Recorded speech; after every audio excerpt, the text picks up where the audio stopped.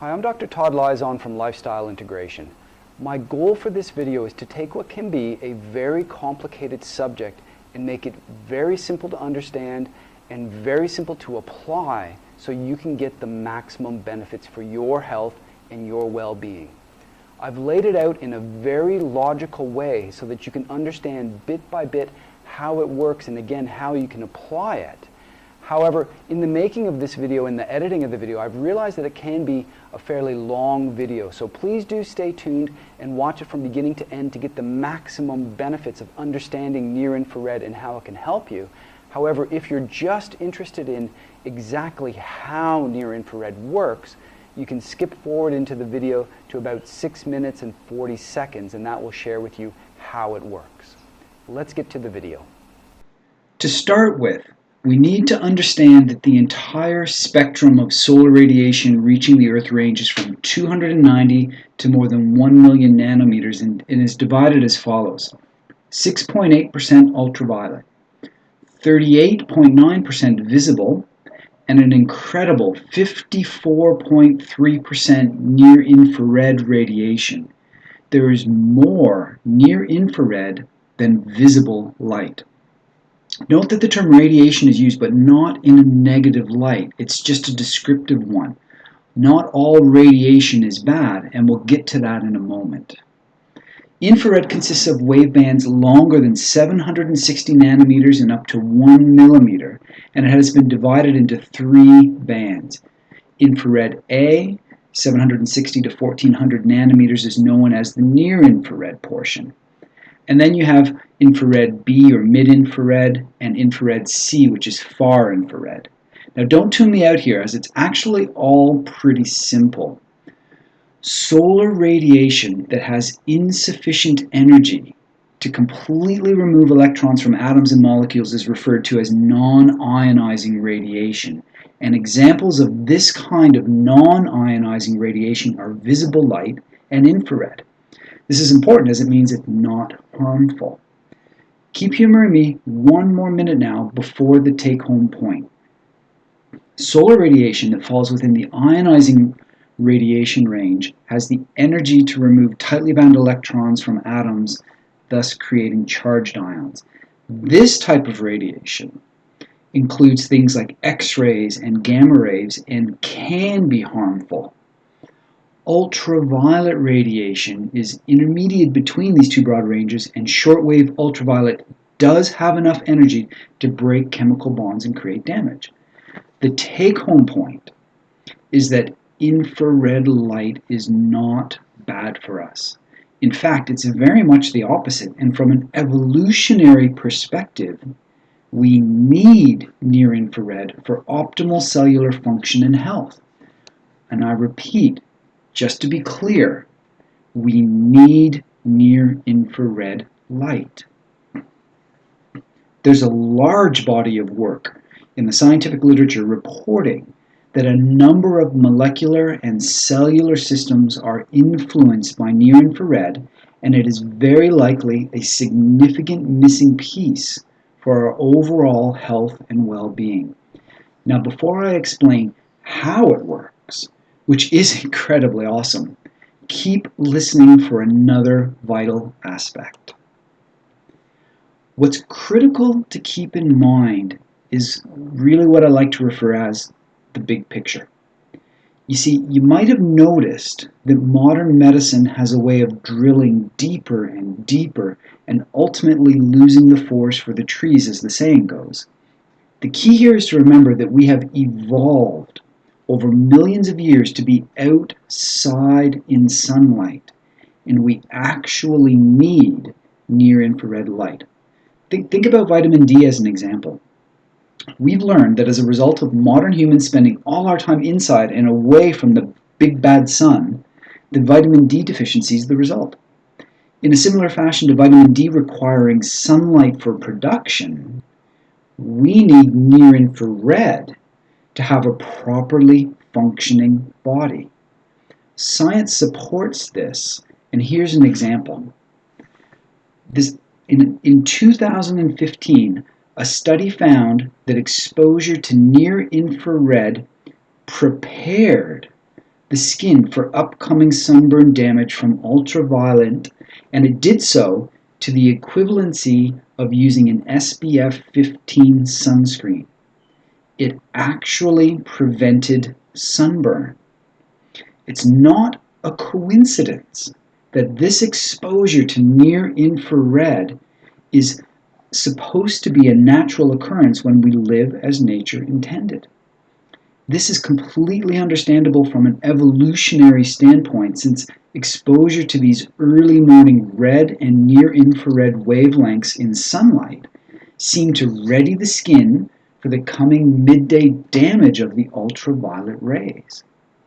Humans, however, no longer spend time outside, particularly in the morning, getting our near-infrared, and instead we jump out in the middle of the day and wonder why we burn. We need near-infrared. Now we are logically getting to the how it works. Did you know that when you look at the scientific literature, we can find evidence that near-infrared helps with inflammation, wound healing, Alzheimer's, Parkinson's, hair regrowth, a myriad of skin conditions including herpes, cold sores, and acne, getting people off thyroid medication, stroke rehab, traumatic brain injury rehab, retinal, optic nerve, macular degeneration, and other eye conditions, ALS, multiple sclerosis, cognitive and emotional functions, depression, etc. This list is impressive. It's also incomplete, and it's growing. So here is the million and maybe the billion-dollar question. How can one therapy, near-infrared, affect so many different tissues, organs, and systems? And the answer, in my opinion, is that we need near-infrared, and we are essentially starving ourselves of it and its ability to repair and heal the body. And again, science backs this up. And let's look at understanding how it works. And I will look to make it as simple as I possibly can. Fairly recently, we discovered that our cells actually have light receptors. This is huge news and something most of us have never really contemplated. Light receptors. These light receptors are located in the mitochondria, which is where energy is produced in our bodies. The energy the mitochondria are producing is called ATP, which is also known as adenosine triphosphate.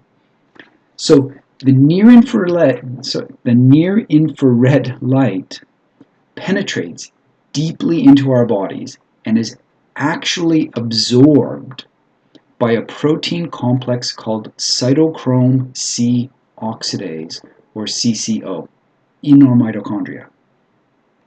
Now, for those of you that are technically minded, the cytochrome C oxidase is located in the electron transport chain, which is also known as the mitochondrial respiratory chain. This has several massive effects. The absorption of light, near-infrared light, has several massive effects. 1. There is increased production of ATP. This means there is more energy available for healing and repair, and this lack of energy is what ails the majority of people struggling with chronic degenerative disease. 2. There is a burst of reactive oxygen species, or ROS. It's not really important to understand what this is, but it's very important to understand what it does. And what it does is stimulate these other things called transcription factors. And these cause the expression of more than 150 genes, many of which are involved, this is the take-home point, in defense mechanisms against cellular stress. And 3, nitric oxide is released. Nitric oxide expands the blood vessels, increasing blood flow and decreasing plaque growth and blood clotting. It decreases inflammation, and this is very important for healing.